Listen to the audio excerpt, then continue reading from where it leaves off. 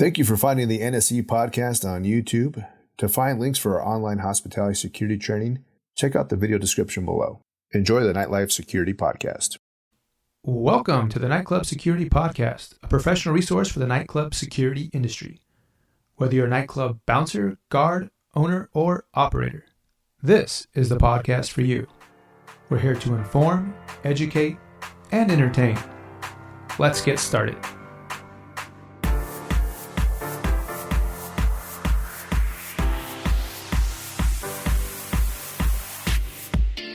Welcome everybody to the Nightclub Security Podcast. I am Manny Marquez. I'm here with nightclub security industry expert Robert C. Smith. We are coming to you live from the Bonaventure Hotel in downtown Los Angeles today. Robert, how you doing? I'm doing great, buddy. Glad to hear that. Had a pretty interesting weekend. We're actually doing this podcast from the hotel here in LA.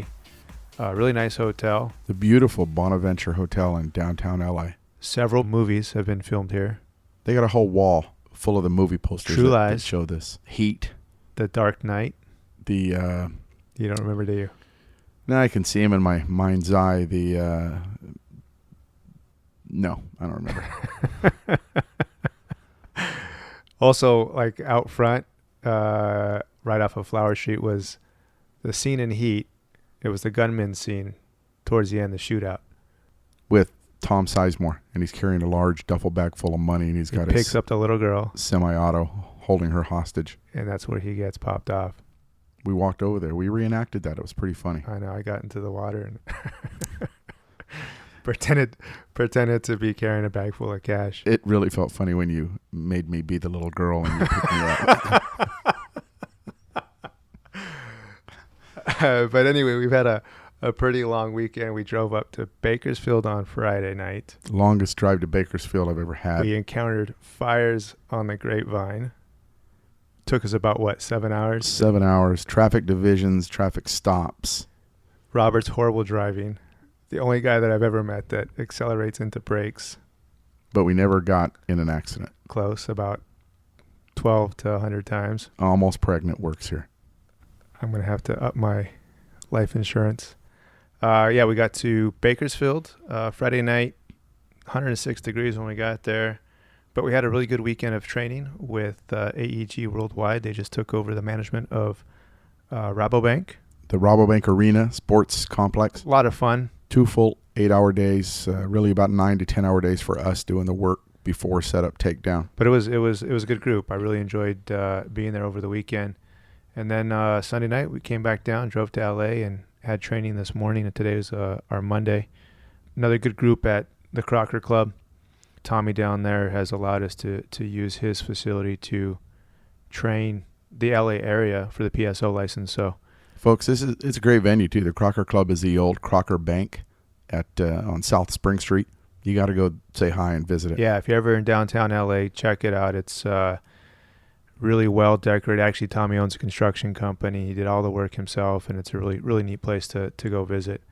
But yeah, that's been our weekend. We got actually, you got to jump on a plane on Friday and go to DC. We'll be back in San Diego on Wednesday night late. Got a couple days to lay low. Get on a plane Saturday night, red eye it. Do some training Sunday, Monday, Tuesday in DC, and then Wednesday hit their enforcement meeting that they do every month. And then I'll be back in San Diego. So who you're working with in D.C.? Out there, it's the D.C. Nightlife Association. Their president or director of their board is Skip Coburn. And then the other group there is the Restaurant Association of Metro D.C. or RAMW. And they support us and sponsor it and do marketing for us to get us out there. So, yeah, we're keeping busy, but we still are finding time to get back in front of the microphones and do our podcast. And today's show is going to be about managing a violent incident scene. So that's going to be the main topic for today. And we kind of broke that down into several steps. But actually, before we get started into the meat of the show, we did have a news piece that we wanted to talk about. And this is coming out of Scottsdale, Arizona, in which the city is actually stepping in and mandating, or we think they're going to be mandating bar owners to go through training provided by the city, and that's training for their bouncers. And this is in response to a stabbing at a popular nightclub there in Scottsdale. Yeah, back in January, a bouncer was killed. The club is real popular. And unfortunately, after the death, the city, the mayor, Mayor Lane, I believe his name is, started putting together some people, putting some notes together, got the police and the fire department involved, and they started writing some potential law. And shortly thereafter, a few months go by, the same bar has another stabbing in June. And that was definitely the straw that broke the camel's back. And their proposal is done. It's out. This coming Wednesday, they're going to have a meeting there in Scottsdale. It'll be the first of 3 meetings. And the proposal is pretty sweeping for what they're going to do.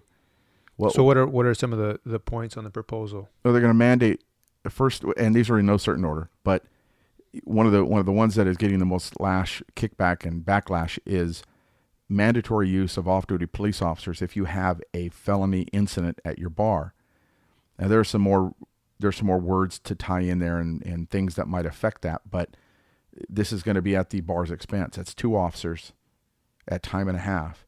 If you have some sort of felony incident at your bar, that could be pretty expensive. If you've had 1 incident in the last 3 years, you're going to have to do this. And from what I understand, it's not something that's optional. This is mandated. You got to do it. Their law is going to mandate several things. It's going to mandate a ratio of guards on busy nights at 1 guard per 50 patrons. Now, I don't know. I've read the proposal. I don't see anything on there that says per your listed occupancy or per what you have in your bar at that moment when you're inspected. But that would mean an operator with a capacity of 300 would need a certain number. Either right when the police inspect, you better have the right number of people, 6 guards. Does that include your queue, your patio? Does that mean any time you're open? I think there are a lot of other questions there. That's just one point, the ratio of 1 per 50 on guards per guest. Another one is mandated training by the city for all bouncers or in-house guards. And the training will be conducted by the police department with some assistance from the fire department. That's another very unique area where the city is now going to take it upon themselves to teach a bouncer how to do what they do. And I've always opposed that from the standpoint as being a former officer. Not only do I have a company that does it, but it makes no sense. As a former officer, cops didn't teach a cab driver how to drive a cab. They didn't teach barbers how to cut hair. They didn't teach manicurists how to manicure. These are all police regulated activities, and the cops had no hand in teaching. But in this case, they're going to jump in and teach. They do it in several cities, but gradually these cities drop by the wayside and realize this type of thing should be left to private individuals or private companies, security companies or training companies, such as nightclub security consultants. And I believe from reading on the article and the proposal that came out, there was also some more stringent regulations around entertainment. From what it sounds like, they were classifying entertainment as live entertainment. Now it appears to be that entertainment will include DJs, any sort of venue that offers some sort of entertainment. I even think we saw bowling alleys listed. They've narrowed it down. If you serve alcohol and people are there to consume it and they're consuming it on the premise, that's where they've narrowed it to. So they've taken out live entertainment and they've said any place with 50 or more occupancy that serves alcohol on the premise for consumption on that premise must fall under this ordinance. Yeah, and this is something that is no surprise to you and I being in the industry, but it's just a continuing trend where cities are recognizing that there needs to be some sort of additional training / regulation around this industry. And this is Scottsdale's approach to it. Manny, and I'm telling you from San Diego across the country, if the cops or the city fathers, if you will, see that there is a problem, they'll try to fix the problem. If the individual businesses don't jump on the problem and try to fix it themselves, and unfortunately that's what our industry is. The hospitality industry, you're fighting for every buck. And rarely do you band together to solve a larger problem. But that's what needs to happen. Otherwise, just like in California, everyone's out for themselves, and all of a sudden, the state is mandating in-house guards or bouncers get 16 hours of training, a background check, registration, where this probably could have been a problem fixed years ago through an association or a larger group. Yeah, so it'd be interesting to see what develops out of Scottsdale. We'll keep our ears to this story. And if you're interested, we'll put the ordinance itself. We'll put it. We'll link it to our show notes. Yeah. So yeah, we'll put a link for the story, the new story, and then also I think not necessarily the ordinance, but it's the proposal going forth in front of the city this Wednesday. But definitely interesting, something to think about if you're in a community or even if you're in a city where you're these sorts of topics are coming up and you want to get some more information. So anything else to add on that story? No, that's it. All right. Well, let's go ahead. Let's get into today's topic. But before we do, we're just going to take a quick break here, reset. We'll come back and we'll jump into the main topic for today. If you like our show, visit nightclubsecurity.com for more information and access to free resources. Remember, that's www.nightclubsecurity.com. So what we're going to be talking about today is managing a violent incident as it occurs in your club. Now, hopefully, you don't have to ever go through something like this, but it is something that, as a bar owner, operator, manager, bouncer, you want to be prepared for, you want to be armed for.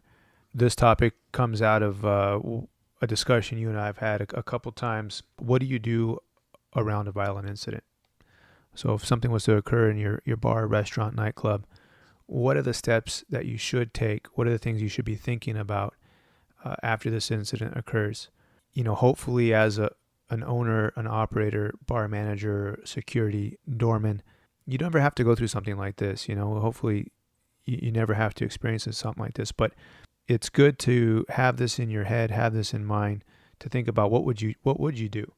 I've been in different types of restaurants, bars, clubs, and I've had a couple instances where things can become very confusing as something like this goes down. And one time in particular, I can recall a moment where we had a guest that was hit upside the head with a pint glass and ended up having a laceration about 6 inches across the top of his head. And when you're in those moments of trying to manage the situation, there's a lot of things that are going on. There's a lot of things that are going through your head. There's a lot of things you have to think about. And it would be nice to actually have some information to go by so you're better prepared for a situation like that. And at minimum, Manny, and I know I can totally see where you as the GM, you're running around trying to take care of everything. And if you knew before this incident, and you could see after this incident, your people doing things that normally you would have to do because they were trained, they knew what to do, they were confident on what to do. You don't have to do it. You can do other important things while they're doing important things. Yeah. So, when an incident goes down like this, you're trying to manage it. And obviously you're thinking quick on your feet. But as in a GM role or as a manager role, if you're the main guy, the point guy for the day or the night, you're trying to manage the situation. So you're doing it the best you can. But as always, as anything, it's great to have a plan in place. And even if you have a plan, you're gonna kick yourself later. Oh, I forgot this. Man, I wish I would have done that. But I'm telling you, as an expert witness, having worked with clubs that had a plan, 9 of the 10 things are done. That one thing is what you beat yourself up for.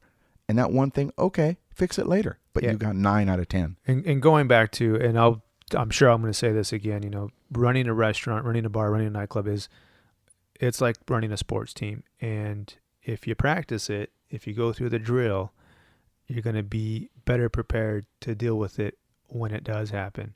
And it's something that, so this is basically the topic for today is to talk about if an incident happened, what are the things you should be thinking about?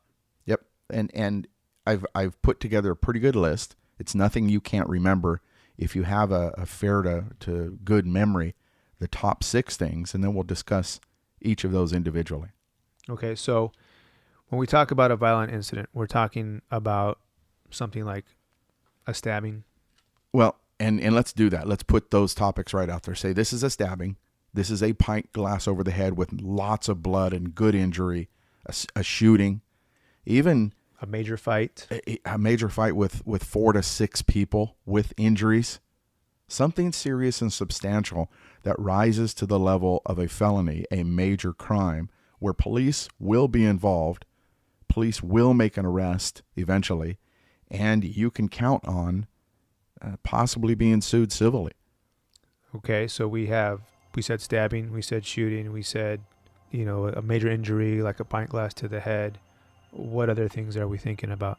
Well, on the far end of the spectrum, even what our industry is just finally coming to grips with is that they can be a target of terrorism, whether it's homegrown terrorists, domestic, where it's a bombing, even a pipe bomb, or a mass shooting, an active shooter. An event like something that happened with the Boston Marathon. Exactly, or the theater in Colorado. Oh, yeah. So we put together a list of about 6 items, 6 bullet points. And I'll go ahead and I'll just introduce the main 6 points, and then we'll go through and we'll fire down and we'll talk about each point. First on that point is call 911. Second part, the crowd control. Third, rendering aid to the victim or victims. 4, if it's safe, detaining any suspects. Number 5, we have securing witnesses and evidence. And the last one, number 6, waiting and preparing for the authorities to show up. So let's just say our major incident at this club is a stabbing. And obviously there's been an injury. There's going to be some commotion. First thing we do is call 911. It may seem pretty obvious, your point, call 911. But too many operators make the assumption that someone else is going to call 911. If an operator, a manager, a bouncer, a bartender, if you have no guards, the manager's not in the front of the house, and you use what everyone learned with CPR as your go-by, meaning after you check for unresponsiveness and you wiggle Annie and you say, Annie, Annie, wake up, and you check your ABCs, the next thing you do is you point to someone and yell at them, call 911. You do that because if you don't, no one's going to call. They're going to assume someone else did. Well, you run the risk that nobody calls. So the main point being is that there's got to be a direct command to someone to call 911. My standard answer for operators, how do we get that done, is appointing someone the job. If you work on Register 1, it's always manned day and night. Your job is to call 911. If it's a club, after 9 p.m., the DJ is playing, it's the DJ's job to call 911. Music is off, lights are up, and 911. Once someone has a job and they're trained on that job, they'll do their job. So a good example or a good policy to put in place on something like this might be, all right, my DJ is the one making the call. He's my point person. Or you could put it as second to respond to the scene. So you have first guy on the scene responding to the victim, second guy making the call. Or it might be security manager. Any number of options, as long as you're giving someone the duty. Because if you don't give someone the job, no one's going to do it. And I've seen too many cases where when I'm interviewing them, helping them for a civil lawsuit, no one in the bar called 911. And when asked why, okay, they gave an honest answer. They knew someone called. And indeed, the police showed up with medics. But that was left on the shoulders of a patron, whoever called, because someone did indeed call. But when they had to explain, a question typically would be, did you call 911? No. Why not? Well, I thought someone did.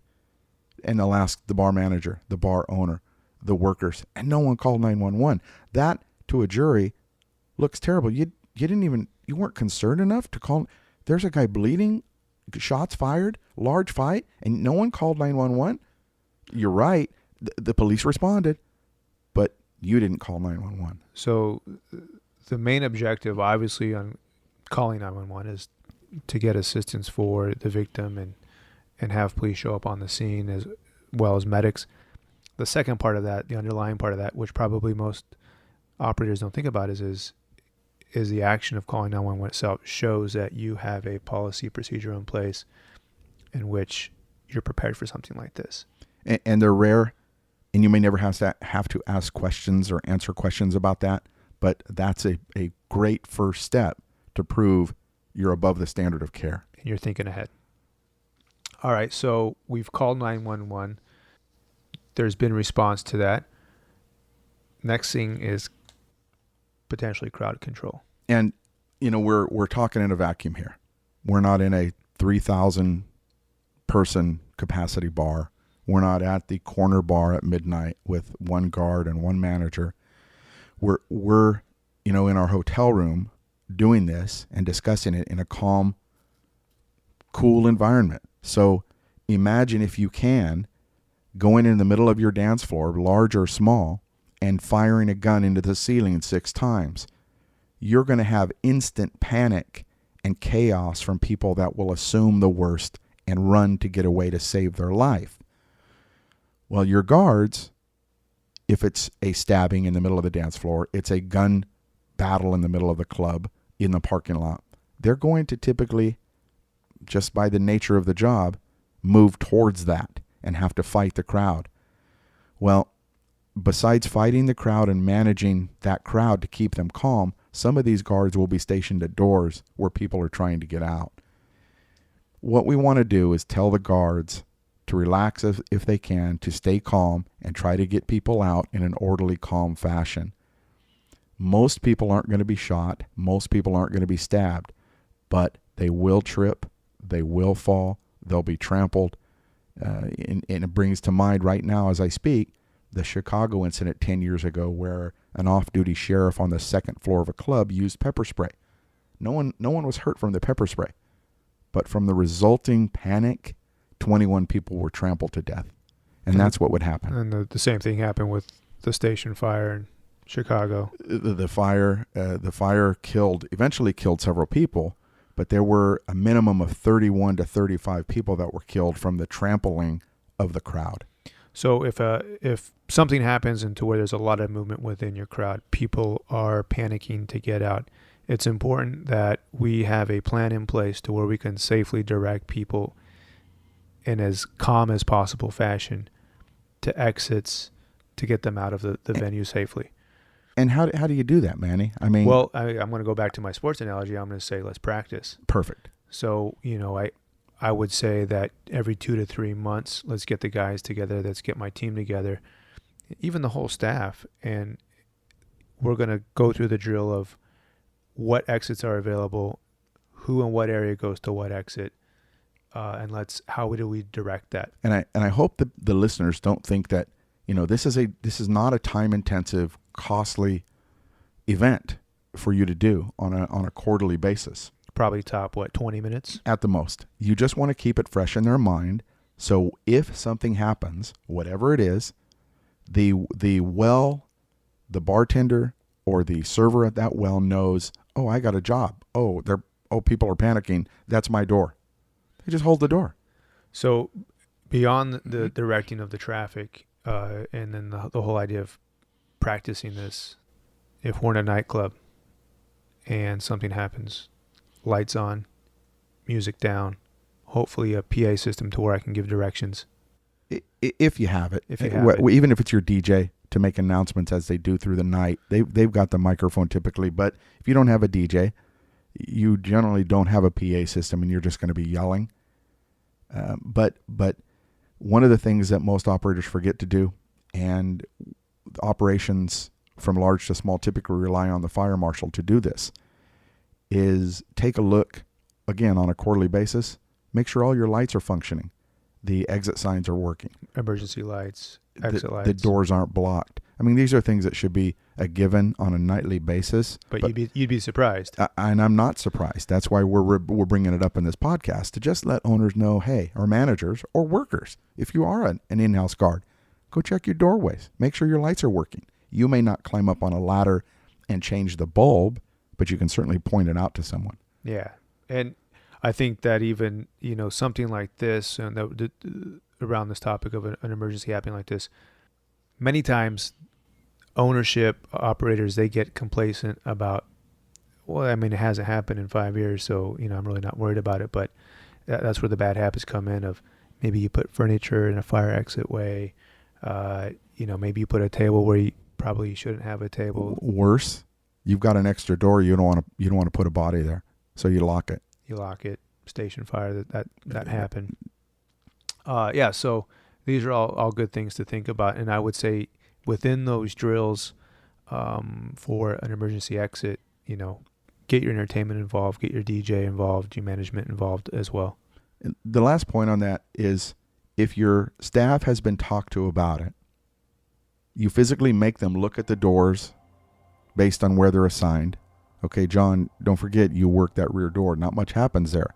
But if we have something on the dance floor or by the pool tables, know what your job is. Let me see you do it.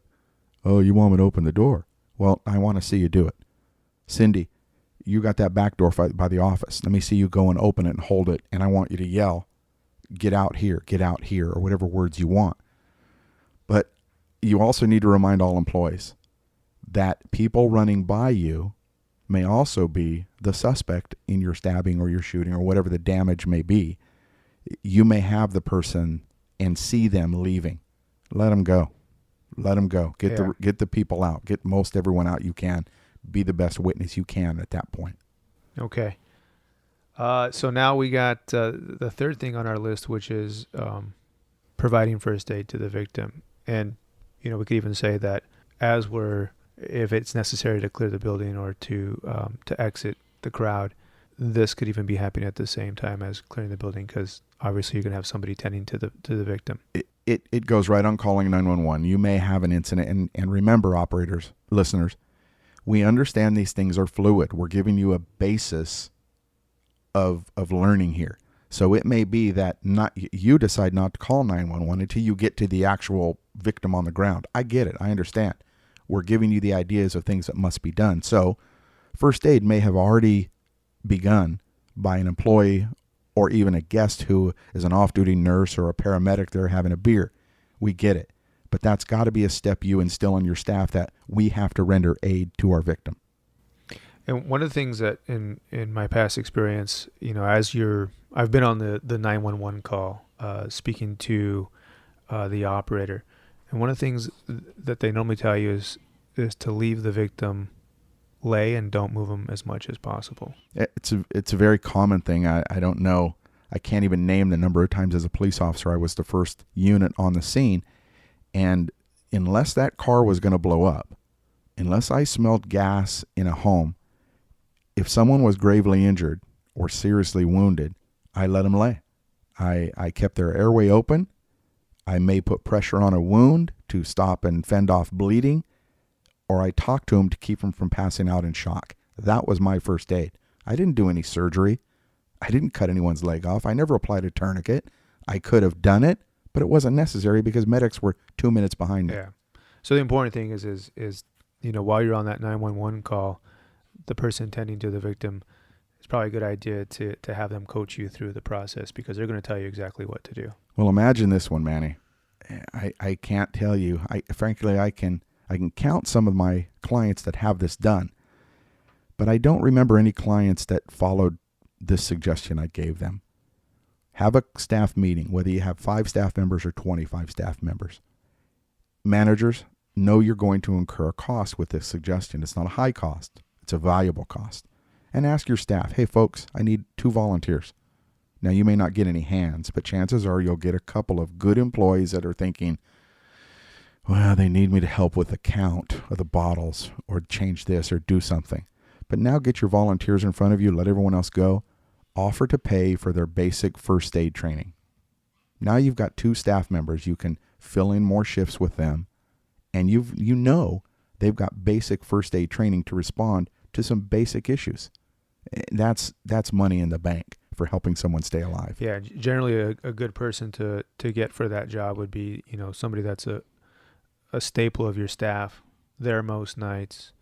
You might even do it to where one of them's your security manager, the other is a closing manager, because a lot of times these events happen typically late night or after hours, when the bar's closed. All right. So rendering aid to the victim, first aid to the victim. The 4th thing on our list here is, if it's safe, detain the suspect. And you may never get a chance to do that. Remember this from we're on point 4, from 911 to possibly apprehending a suspect. This may be only 20 seconds of time in real life that have gone by from the time a shot is fired, a stabbing is done, to the time we're trying to get to the victim, render aid, make sure the crowd is out. It could be 10, 15 seconds have gone by. This isn't a lot of time. If you can safely apprehend a suspect, he doesn't still have a gun, there is no rule in place across our country that you have to be a victim in order to stop someone from fleeing. Be the best witness you can be. However, if it's a drunk and he's used as your scenario you gave when you were working a pint glass, the glass is broken, he's trying to stagger away and his friends are rushing him out the door, and 2 of your guards can hold him, absolutely, grab him and hold him. If someone's got a knife and they're waving it around, put your hands up in the air like you're being robbed, tell them they can leave, and be the best witness you can be while they run out the door. Yeah, and you know, a lot of these instances, the person's not going to want to stick around. You know, they're not going to be easy to deal with. They might get violent with you. I remember an instance where something like this went down with me, and the guy was obviously on some sort of narcotics, so he didn't want to stick around and see what was going to happen with that. So you really don't know who you're dealing with, but if it's safe, if it presents itself, detain them. And the last point I want to make on this is, in every state, now we're talking about a major incident. This is a felony incident, a major crime, stabbings, shootings, major violence. In every state, including the District of Columbia, a detention can be made by a private citizen. And it's legal. And it's totally legal. You just cannot use excessive force. That's another topic we'll do later down the road. But understand that if you grab a guy, hold him on the ground, and he fights and tells you you're breaking the law and you can't do that, he's wrong. You can make a detention, and it's totally legal. All right, so that's the 4th item on our list. The 5th is securing witnesses and evidence. And this is a tough one because, you know, you're busy. You got the crowd making noise, people trying to move out of your way. You've got family members or friends trying to get involved with your victim, helping them up or trying to move them. You're trying to render aid. You may be trying to detain a fighting suspect. And now we're asking you to try to find witnesses. Don't go overboard on witnesses and evidence. Just have it in your memory bank that this can be done fairly easy. For example, every one of the bars we're talking about has regulars. They may have seen, they may have heard this incident start all the way to the point of the violent confrontation, but no one thinks to ask the regular who sits in the same seat, or the VIP who has the same booth once a month with his friends. No one thinks to ask the server who served the table about what happened before. These are all great witnesses for the police and for any resulting civil case that comes later when your bar is sued. Yeah, because very seldomly are you going to have an event or an incident that's going to occur to where nobody saw it. I mean, maybe there will be the off chance of out back behind the bar or in the bathroom, but chances are there's going to be plenty of witnesses, and you just have to use your head and think, all right, who are the people that would have seen this? Who can I call on? Now, this is not the time to sit down and conduct a full-on interview, correct? That's absolutely right. In fact, I got an email from a client, and they had an incident 2 days after a training session. And one of the points I use to seek out witnesses to protect yourself when you do it right is play the old dumb Columbo, the old dumb bouncer role. Which is easy for you. It's perfect for me. I'm very dumb. And what I told him to do is go up to a witness. You know this guy and this girl are having a nice time, but you know they saw this incident. Go up and tell them, hey, are you okay? Treat them nice. Make sure they didn't get involved in the incident and they're okay. And say, hey, did you see what I did with this guy? Or did you see what that guy did to that other guy? Typically, they'll talk to you because they realize you're concerned for their safety. They'll tell you, oh, yeah, that guy was an ass, or he's been a jerk all night. Perfect. You know they saw it. Now you've confirmed that. Simply ask for a first name and a phone number. Don't tell them it's for anything else other than, hey, I saw the same thing. I'm going to write a report and give it to my manager. My manager's kind of anal. He doesn't always believe me. He wants me to verify things. Would you mind if I just had your cell phone and your first name? And if he wants to verify my story, he could call you just to check on me to make sure I didn't go too far when I grabbed this guy. And it's kind of you're approaching it like a customer service type situation. You're not really demanding anything of them. You're putting them in a position to where they're going to want to volunteer some information for you. They feel they're helping you. Yeah. So, and here's a situation when you have something like this, probably more is better. Or if you can get more points of contact. Understand this, folks. if you've had an incident, even a small incident, the police come to your establishment to handle a purse theft, a purse snatch, a cell phone theft. They're going to handle what they need to handle and be gone. They don't care that you may end up with a civil lawsuit later from some incident. So they're not going to ask the same things of these witnesses. These witnesses will have great information to help you, but the cops don't care. The cops will come and get information about the stabbing, why. They'll want to know who did what and why, what was some of the motive, and they're on their way. Yeah, so they're going to be helpful to a certain extent, but the owner's got to think in terms of what more can I do to help myself out later down the road if this comes to some sort of litigation. Did the suspect appear real intoxicated? No, he seems sober, because when we take him down to the ground, he's going to say, I was so effed up, I didn't know what I was doing.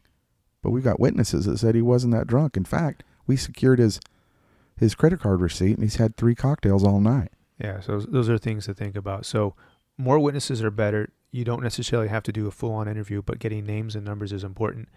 And I'm going to go to my point where if you don't carry a little notepad in the back of your pocket when you work, start doing it, because it's really important to have some sort of access to start taking notes during your shift. Too many times in life, not just as a cop, but working, I remember you saying that, but it's when I need one and I don't have one in my pocket. Yeah.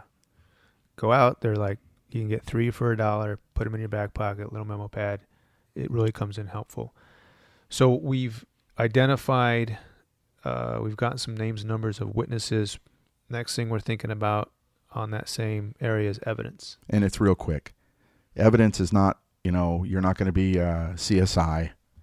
You want to get the things that the police may need or that you may need to cover your butt later. For example, if your employees are doing what they're supposed to be doing, police are responding, have someone get on the video, on the DVR, access this point and burn it and get it ready for the police. If your suspect left, how good is it if you give them a great description of your suspect when they first arrive, instead of having them have to sift through witnesses that may have seen the shooter or the stabber and piece it together before they broadcast it. You give them the video, perhaps a screen capture off your computer of the video showing the suspect early in the evening, late in the evening, whenever it was, and they're ready to run and go catch this guy. Let me ask you this, Robert. When you're using a surveillance system, how long do you want to wait after an incident? I mean, I would imagine there's a window of time directly after an incident to where you want to let tape roll for a bit. Is that going to be 20, 30 minutes? Well, most DVRs, it's not like old school tape where when you stop it, you're done taping. Okay. The DVRs are recording constantly. You're just telling the computer to pull this section. Your cameras are still recording. So it's... What if I'm still running the old tapes? You're screwed. Move on. Get ahead. I mean, if you are, you are. Then you're not going to get up there. And when you do get to your office, you're going to press stop. But, and you better be prepared. My point being, you want to let it roll a little bit. Correct. Don't jump up right after the stabbing when the crowd's still screaming, the lights are still being turned up, and you hit the thing on pause to record it for the cops. If you're still running old tape, you're kind of behind the 8 ball already, but let it run until the cops get there. Okay. Let them take a look and rewind it and watch it themselves. But if you've got a DVR, be ahead of the game, have it already saved, have some screen captures. And I understand, again, I know this is a matter of seconds. But when the police get there and you're already thinking ahead, you're so far ahead of the game. Because if we have a suspect that has left on the run, the quicker you're able to description of some sort of picture to PD, the lot easier it's going to be for them to actually find this guy. It's so much better to help the police than to hinder them. Oh, I can't get to the DVR. My manager has the key and he's off. And I don't think that camera's working, and my owner would know, and I'm trying to wake him up now. And in the meantime, because a lot of owners will do that. A lot of owners they'll put it under lock and key because they don't want tampering from management, but they're probably not thinking, well, wait a minute. Even worse, Manny, a lot of operators will tell their manager, don't give it to the police. You let me and the attorney see it first, and then we'll decide what the police can get. Yeah. And it doesn't ever help you. It's going to hurt you so bad. In fact, in some states, California is one of them, there's a jury instruction that talks about when you're sued in a civil case, that if video should have been there, but you quote unquote lost it, they can presume that you're hiding it. You got it, but it showed something bad. You know what? Bad things happen. They happen. If you did everything you could do to prevent that, save that video and show it. Don't be afraid of it. Well, I would like for the operator to have the mindset that they're doing things correctly and they shouldn't be afraid of these things. And, that's part of our message. The last point on the evidence side of this is, I know operators that when they see a big pile of blood pooling on their dance floor and it's a travertine tile and they didn't have it grout sealed and it's going to stain, and you're thinking about the guests seeing blood that's drying. Too bad. Most of these things don't happen at 6 p.m. They happen at midnight or 1 o'clock. Most times it's best to, all right, folks, we're done for the night. Thanks. Spread some chairs around, block that crime scene. I've seen this happen 3 times where it was a bar at once and a club at 2 times. The police came, took the victim away. They didn't catch a suspect. The club started cleaning up. Under no direction of the police who were standing out front, the club just thought it was okay to clean up and continue on with their night. They allowed people to stay in the building. And shortly thereafter, the person in the hospital died. It was no longer just assault with a deadly weapon. This was a murder. So the police came in to now secure the scene, and there was no scene. The mops had already cleaned up all the blood. The chairs were back in line. The tables were in the spots. And you have now just tampered with a homicide scene. So sometimes if it's 12, even 10 o'clock, it might be better just to cut your losses for the night, let the police do what they do, and take a hit. Let's say that you are going to go on with the night. Do you wait for direction from the police? Not only do you wait for direction, you can ask for direction and get it from the highest ranking person on the scene. In most large cities, they'll have a roaming lieutenant that will come by just to see the scene. If it's not the lieutenant, it'll be a sergeant or some senior detective. And you better get his name and his number and write it in your logbook that he said, hey, your scene's fine. Go ahead. You can clean it up and start working again. And this is another thing that's good to practice and talk about with your staff, because I could totally see where a doorman thinking he's doing the right thing either brings out the mop bucket, starts cleaning up, or if he's going to ask, he asks the wrong guy. So it's good to have this in their heads of what to do. And remember, from one of the first things you said, it's the same analogy I use when I teach about coaching soccer and practicing corner kicks. The more you practice, the more you talk about it, the better you are when it happens. And that's what you're talking about. All right, so we've secured the witness evidence. Number 6, we're going to wait and prepare for the authorities. That's it. Real simple. You've managed your crowd. They're running to and from. Now they're coming back in. Remember, it's only been 15 to 20 seconds. All this is happening in that quick a span. You've got the victim. They're not passing out. And if they are, you're just making sure their airway's open. You hear the sirens coming. The door is secured. People are going out nicely. The music is down. And we're waiting on the cops to get there and preparing for what we're going to do. Don't overthink it. Don't move anybody. Don't clean up your scene. Let it lay. Even if chairs are knocked out, if a suspect ran out this way, let it lay and let the cops do what they do. They're going to photograph everything typically. Larger departments, police departments are better prepared to do this. I understand there may be an operator or a manager listening somewhere that said, are you kidding? The cops here just came in and said, yeah, we moved the victim and we'll catch the suspect later. Okay. You want to prepare for the worst. You want to prepare if this person dies and you have a homicide on your premise, let it lay for the police. Let them come in, take their photos, interview their people. You just freeze frame everything. It's better to freeze frame than to rush things and make mistakes. All right, so that would be the last thing on our list. Is there anything else you can think about that you wanted to touch base on? Remember, you may never have an incident like this, but nationally, bar violence is increasing. The odds are slowly twisting that you're going to have one of these incidents, whether it's from your favorite guest or some random VIP table. The more and more you talk to your employees about what do you do when, what do I do if, and with everyone having a job, you'll hit these 6 points in that 20 to 30 seconds of panic and save yourself a ton of money on the back end. So again, these 6 steps are something that would be a good idea to practice, to talk about with your staff. And again, this doesn't have to be something where it's a big, long production, but just touching base on these points, running through a couple scenarios, and get it in the heads of the employees of, okay, if this happens, what's going to be my response? And again, going back to sports analogy, putting people into some roles, assigning tasks to maybe a certain individual, or if it's not a certain individual, somebody that's in a certain position for the night takes on a role. And of course, it's not always going to be something to where it always happens as you practice, but you're always going to be better prepared if you give it some time to run through. Hit the 6 points again, Manny. So the 6 points again, we're calling 911. We got crowd control, providing first aid to the victim or victims. If it's safe, detaining the suspects, securing your witnesses and evidence, and then waiting and preparing for the authorities to show up. Perfect. All right. So let's go ahead and let's take a break, Robert. That was the main topic of today's show. When we come back, we got some announcements to make. We'll wrap it up. But yeah, we'll be right back. Thank you for joining us on our weekly podcast. Please like us on Facebook at Nightclub Security Consultants. All right, everybody, welcome back. So, Robert, let's get some dates out on the table here. What we got coming up.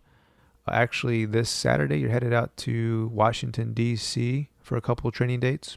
Monday and Tuesday, the 29th and 30th, going to do a national host training session for D.C. area clubs and bars, sponsored by the D.C. Nightlife Association and the Restaurant Association of Metro D.C. RAM-W. Yep. And then after your D.C. trip back in, then you and I are headed out to Bakersfield. We're finishing up some training for AEG Worldwide. That's another great trip. Going to be about another 50 people for AEG in Rabobank Arena. Yeah, it's a really good group up there, and it's good to see a company like AEG really embracing the PSO license here in California and getting their people up and running. Well, I mean, it's good for me only in that they see they want to go. This is AEG. This isn't Moms Do Drop In. This is AEG Worldwide. And they've chosen nightclub security consultants to do their training for over 100 staff and management level employees. But as well they should. I mean, we do good work. We do great work. We do great work. And then after our trip up to AEG, then we're getting ready for Las Vegas. We got the ACE show out there, the Gentlemen Clubs Owners Expo and Trade Show. It's going to be at Mandalay Bay, August 20 through the 22nd. And you got a workshop that you're going to be participating in. A couple of events. Actually, the weekend before, I think the 19th and 20th, I'll be teaching for 𝐏𝐸𝐸 in Vegas. We'll do about 5 of their venues there, about 50 to 60 of their people. And the next day, go right into the ED show. And we'll have a workshop on Tuesday I think we're at 5 o'clock, 5 to 6. And yeah, so if you need any information about the ACE Expo show for the Gentlemen's Clubs, I'll go ahead and post that to our show notes. Any other dates, Robert, that we need to talk about? No, that's about it for August. Okay, so we'll go ahead and wrap it up. I'd like to invite everybody to find us on Facebook. You can find us at facebook.com/bouncertraining. If you need some more information about what we do, you can find us at nightclubsecurity.com. Our podcast can actually be found at nightclubsecurity.com/podcasts. We'd like to invite everybody to subscribe to this podcast. You can find us on iTunes under the business section. Search for Nightclub Security Podcast. Also, this is a two-way street. We'd love to get some questions, feedback, comments. If you want to hear a certain show topic, you can email those to us at questions@nightclubsecurity.com. If you're a bouncer or an owner and you need more resources, please visit our website. We offer a range of services, including consulting, training, both in person and online, investigations, and expert witness. If there's anything that we can do for you, please call us, email us. We'd love to help. That's all for our show tonight. I'm Manny Marquez. I'm Robert Smith. And be nice.